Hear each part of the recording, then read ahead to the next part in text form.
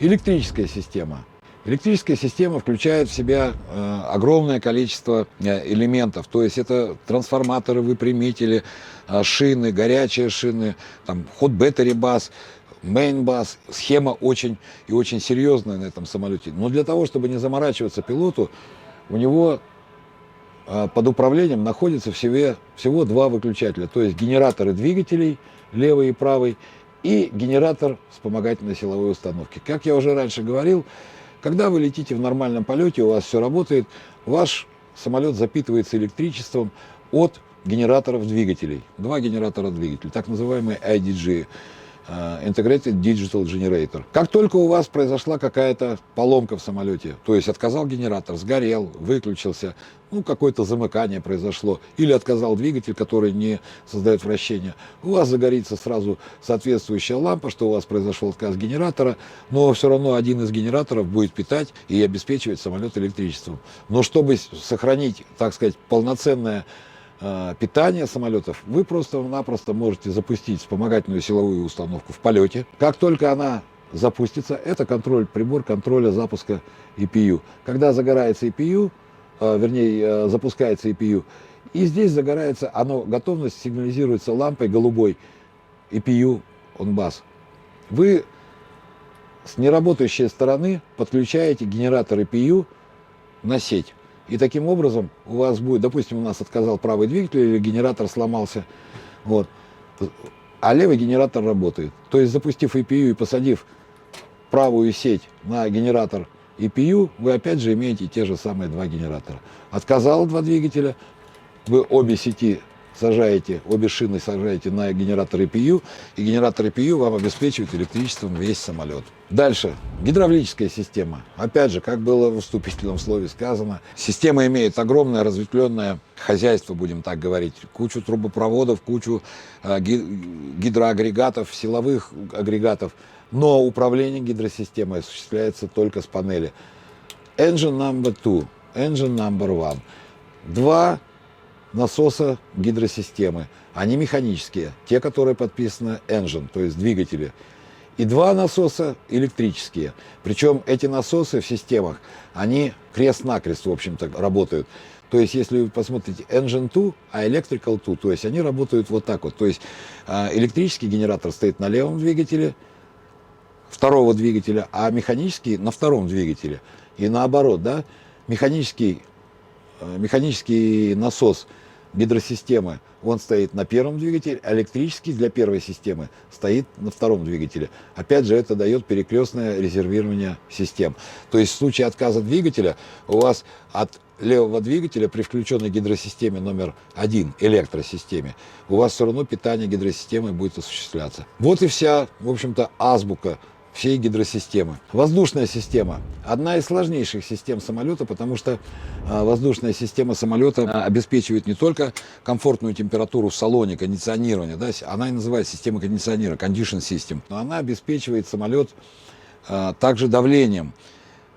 По секрету скажу, что самолет не герметичен. Если бы самолет был герметичный, то он бы весил как чугунный мост. То есть давление с высотой в атмосфере падает. Но понятно, что человек не может дышать на высоте 10 тысяч метров, потому что там просто не хватает кислорода. Но в самолете должно поддерживаться давление. С подъемом на высоту давление также и в салоне самолета все время падает. Но система кондиционирования автоматически выравнивает это давление и поддерживает его для нормального существования человека в той атмосфере, в которой он находится. Поэтому при высоте полета 10-11 километров высота в салоне, то есть соответствие атмосферы забортной, будет соответствовать примерно 1800-2000 метров, что для человека, в общем-то, будет практически незаметно. Каким образом работает система? Опять же, стоят отборы. Откуда взять воздух? Воздух берется из-за борта, да? Он двигателем, в систему он нагнетается двигателем. Вся система состоит из сети трубопроводов, клапанов перепуска, да, и резервуаров, которые накапливают этот воздух. То есть нельзя взять воздух сразу из-за двигателя и запустить его полностью в салон. То есть у вас должен быть какой-то редуктор. Для того, чтобы был редуктор, но опять же воздух на высоте 11 тысяч метров, он очень холодный. Температуры понижаются порядка там, 50, 60, а то и 70 градусов минус. Поэтому в самолете установлены два резервуара, так называемые PEX. Это, кто знаком с авиамоделированием и красит самолеты, это ресивер с красным пультом. Ну, грубо говоря, это стоит большой баллон, в который воздух из-за ступеней двигателя нагнетается. И там этот воздух как бы дежурит. У него стоят клапана, редукторы, там в самой системе турбохолодильники, нагревательные системы. И этот воздух в этих паках все время дежурит. И теперь, если мы посмотрим на выключатели, отбор двигателя левого, отбор двигателя правого. И стрелочками, и каналами вам нарисовано, то есть откуда воздух, куда поступает. Есть также отбор воздуха от EPU, то есть он тоже запитывает всю систему. Но, как мы уже говорили, на Земле вы используете вспомогательную силовую установку, так как у вас двигатели не работают на Земле, и поэтому воздух в систему поступает от вспомогательной силовой установки.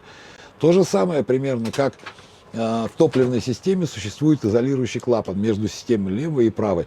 То есть, если у вас что-то произошло с каким-то двигателем, с каким-то каналом воздушной системы, то вы просто-напросто можете открыть изолирующий клапан, который будет снабжаться от одного из двигателей всю систему самолета.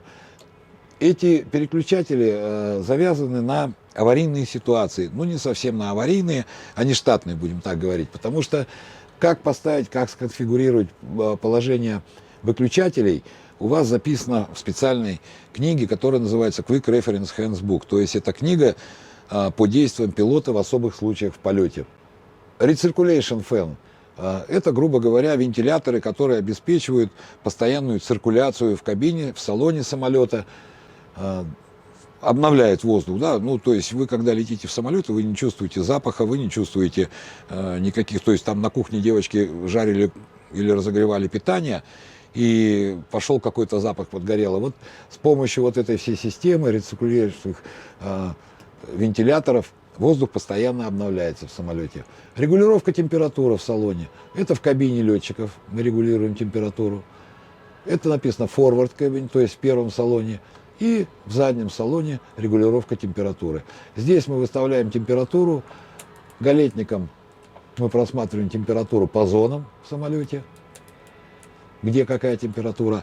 А уже в салоне есть возможность подстроить более тонко. Допустим, вы задаете какой-то диапазон температур от и до, там, от 20 до 25 градусов, а уже бортпроводницы, стюардессы в салоне могут более тонко подстроить температурный режим. Вот все, что касается систем. Но возникает законный вопрос. А зачем столько много всего остального находится здесь на панели?